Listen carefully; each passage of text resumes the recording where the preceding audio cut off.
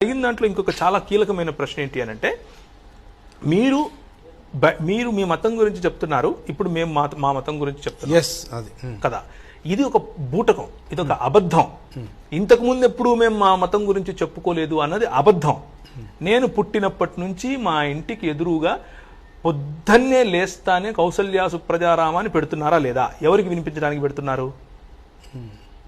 అది మత ప్రచారం కాదా?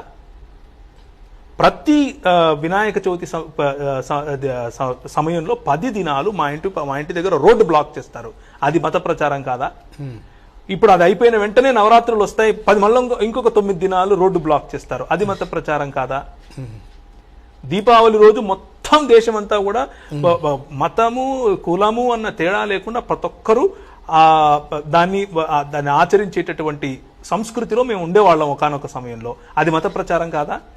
పొద్దున్న లేస్తేనే మా పాప స్కూల్ దాన్ని ఏమంటారు, చిన్నప్పుడు కార్టూన్ పెడితే అందులో చోటా భీమ్ అని బొట్టు పెట్టుకుని మా పిల్లలకు హిందుత్వం నేర్పిస్తున్నారు. అది మత ప్రచారం కాదా? సాయంత్రం అయితే ఎవరన్నా టీవీ పెట్టుకున్నారు అని అంటే ఆ ముగ్గులు ఈ ముగ్గులు ఆ హోమాలు ఈ పూజలు ఇవే కదా మీ సీరియళ్లలో చూపించేది. నాగుపాము రావడం, బయటికి రావడం, నాగుపాము శివలింగం రావడం, అవన్నీ చూడట్లేదా? ఇవన్నీ మత ప్రచారాల కిందికి వస్తాయా? రావు అనే చెప్తున్నాను నేను. అది మత ఆచారాల కిందికి వస్తాయి. ఆ విధంగానే మా మత ఆచారంలో మా ప్రభువుని గురించి చెప్పడం అంటున్నాను. అది మత ప్రచారం అయితే ఇది మత ప్రచారం అవ్వాలి కదా అంటున్నాను. మనం బస్సుల మీద ట్రాక్ట్స్ అంటే యేసుక్రీస్తుని గురించినటువంటి విషయాలు గనక అంటిస్తే అది మత ప్రచారం అయిపోతుంది. అన్నమయ్య అని సినిమా తీస్తే నువ్వు మాత్రం మత ప్రచారం కదా? ఎట్లా అంటే డబుల్ స్టాండర్డ్స్ ఎందుకు? ఆ మతానికి ఎంత స్వాతంత్రం ఉందో ఈ మతానికి అంతే స్వాతంత్రం ఉంది కదా. ఈ మతానికి ఎంత స్వాతంత్రం ఉందో ఇంకో మతానికి అంతే స్వాతంత్రం ఉంది కదా. మౌలా మేరే అని మన ఏఆర్ రెహమాన్ గారు పాట పాడితే అది మత మార్పిడి కాదా? ఏఆర్ రెహమాన్ గారు ఖ్వాజా మేరే ఖ్వాజా అని పాట పాడితేనేమో అది మత మార్పిడి కాదు.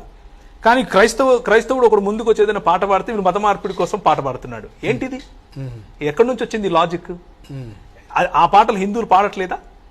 పోనీ హిందువుల యొక్క పాటలు ముస్లింలు మొహమ్మద్ రఫీ గారు ఎన్ని పాటలు పాడారు హిందువుల యొక్క పాటలు? సో మత సామరస్యం ఉన్న చోట దీన్ని విడదీస్తే లబ్ధి ఎవరికి అన్నదే చూడండి అంటున్నాను.